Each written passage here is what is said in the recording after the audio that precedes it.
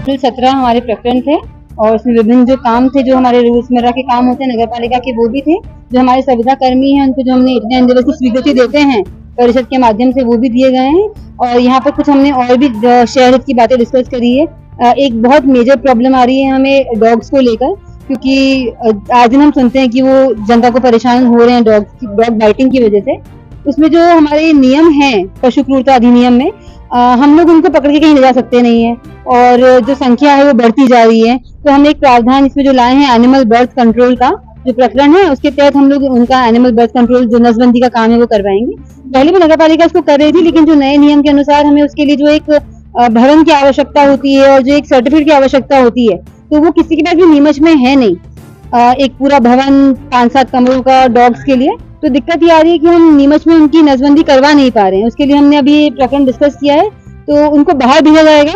जहां भी आसपास रतलाम या उदयपुर या चित्तौड़ में जहां पर भी ये काम होता है वो वहां पर उनका करवाया जाएगा। एक अनुरोध मैं करना चाहूंगी, क्योंकि जो भूखे कुत्ते होते हैं वो ज्यादा आक्रामक हो जाते हैं, तो अगर कुत्तों को समय समय पे उनको रोटी दी जाए तो वो ज्यादा आक्रामक नहीं होंगे और उनको मौलिक अधिकार मिला है। जिस गली में वो रहते हैं उनको उस गली का मौलिक अधिकार है, सुप्रीम कोर्ट के ऑर्डर है ये, तो हम उनको उठा के कहीं भी नहीं ले जाते। देखिए, कर्मचारियों को लेके जो हमारे स्वास्थ्य कर्मचारी हैं, जो हमारे स्वास्थ्य मित्र हैं, स्वच्छता के मित्र हैं, उनकी अनुपस्थिति को लेकर आज नाराजगी थी, इसलिए हमने एक बहुत अच्छा सोल्यूशन निकाला है।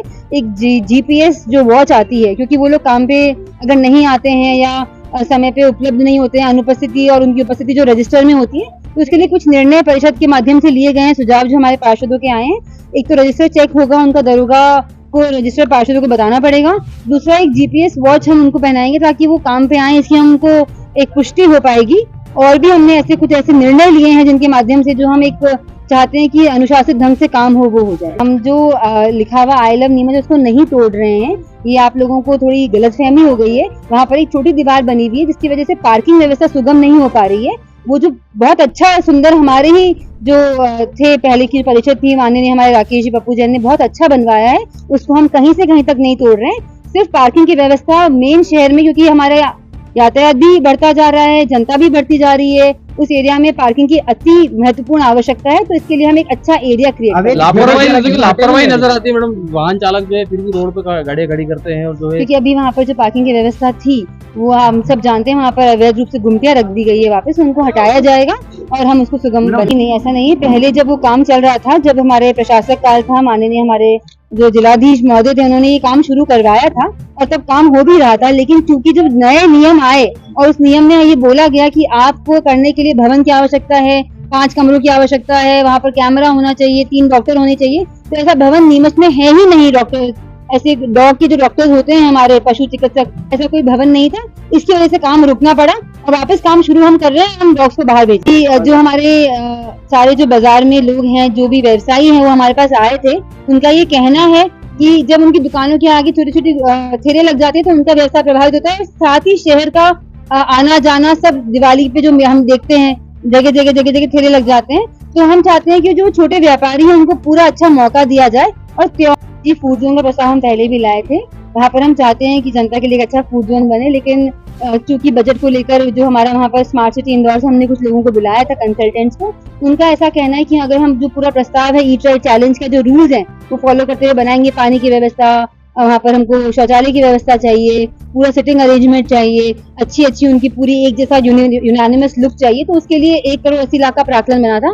नगर पालिका वित्त के पास अभी बजट की थोड़ी दिक्कत है, तो हमको एक 35 लाख का अनुदान शासन से हॉकर जोन के लिए मिल रहा है। हम उस 35 लाख को भी वहीं पे लगाएंगे ताकि हमको अनुदान के माध्यम से और कुछ पैसा वहाँ पे जो लगाते हैं गुमटियां उनके माध्यम से और कुछ पैसा नगर पालिका का जो हमारा है। जी, एक छोटी सी मानवीय भूल थी, वो उसमें कोई गलती नहीं है। वो जो मृतक व्यक्ति थे उनके जो वैध वंश है उनके, उसको वैधता से ही हो रहा है, वो बस नाम गलत आया था। वो एक मानवीय हल्की सी भूल है, क्योंकि उसमें किसी भी गलत नाम पे नहीं हो रहा है। जो उनके 4 बेटे हैं वो उन्हीं के नाम पे हो रहा है, किसी और के नाम पे नहीं। देखिए, जो लीज नवीनीकरण है उसमें हम सब जानते हैं कि कांग्रेस द्वारा आपत्ति लगाई गई थी, उन्होंने इसको 1 साल तक उलझाए रखा और बिना बात के लोगों को परेशान किया जा रहा था उनके द्वारा। हमने उसको हल किया, हल करने के बाद उसमें जो वहाँ पर मौका रिपोर्ट लगती है उसमें थोड़ी दिक्कत आ रही थी, क्योंकि एमओएस का उल्लंघन की जो प्रॉब्लम्स आ रही थी, हमने उसका एक रास्ता निकाला है कि वहाँ पर जो टिप लगेगी वो आवासीय व्यवसाय की लगेगी और उसके माध्यम से हम काम करवाएंगे। इंजीनियर्स जो हैं उनको टिप लगाने के लिए बोला गया, क्योंकि बहुत सारी फाइलें इकट्ठी हो गई थी एक साथ,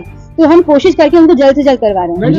देखिए अभी जब से हमारी परिषद आई है कुछ 1.5 साल हुए हैं, अंदर आप सब जानते हैं कि कांग्रेस वालों ने आपत्ति लगा के उसको उलझा दिया था और बहुत कोशिशों के बाद हमने ही उसको सुलझाया है, क्योंकि हम नहीं चाहते कि जनता फालतू में परेशान हो।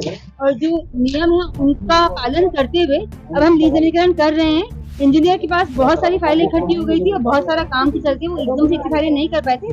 धीरे धीरे हम हर परिषद में लीज नवीनीकरण भी ला रहे हैं, नामांकन भी ला रहे हैं और व्यवस्थापन भी ला रहे हैं। 2011 से 16 के बीच में जो कुछ काम हुए थे, जब हम नहीं थे, परिषद दूसरी थी, और जब अधिकारियों ने ये गलती करी कि जो पैसा पीपीएफ का काटना था उन्होंने उस अकाउंट से, ठेकेदार के अकाउंट से नहीं काटा है, तो हमने उन सबको, आज मैंने परिषद में ये निर्णय हमने ये लिया है कि उन अधिकारी कर्मचारियों को जिन्होंने लापरवाही की है उनके खिलाफ विधिवत कार्रवाई की जाए और साथ ही जो पैसा है वो ठेकेदारों से वसूला जाएगा। ये मांस मटन मछली वालों के लिए जो व्यवस्था आपने दी है, वहाँ मछली वालों के लिए कोई होटल या दुकान नहीं बनाई गई है, तो इस समय उनकी क्या व्यवस्था रहेगी और सील उनकी दुकानें कर दी गई है? जी, उनको जगह प्रोवाइड की गई है माननीय जिलाधीश महोदय द्वारा, और जो शासन के हमारे नियम आए, माननीय सीएम साहब ने जो निर्देश दिए हैं उनका पालन करते हुए उनको वहाँ शिफ्ट होना पड़ेगा। नगर पालिका ने उनको एक जगह दी है, उसके आगे की व्यवस्था उनको स्वयं करनी है। मेरे द्वारा ये मांग रखी गई थी, करीबन साल भर से इसके लिए लेटर लगा रखा था, ये पार्किंग व्यवस्था के लिए और ये सुंदरता दिखे नीमच की, और एक ये दीवार का इसका था,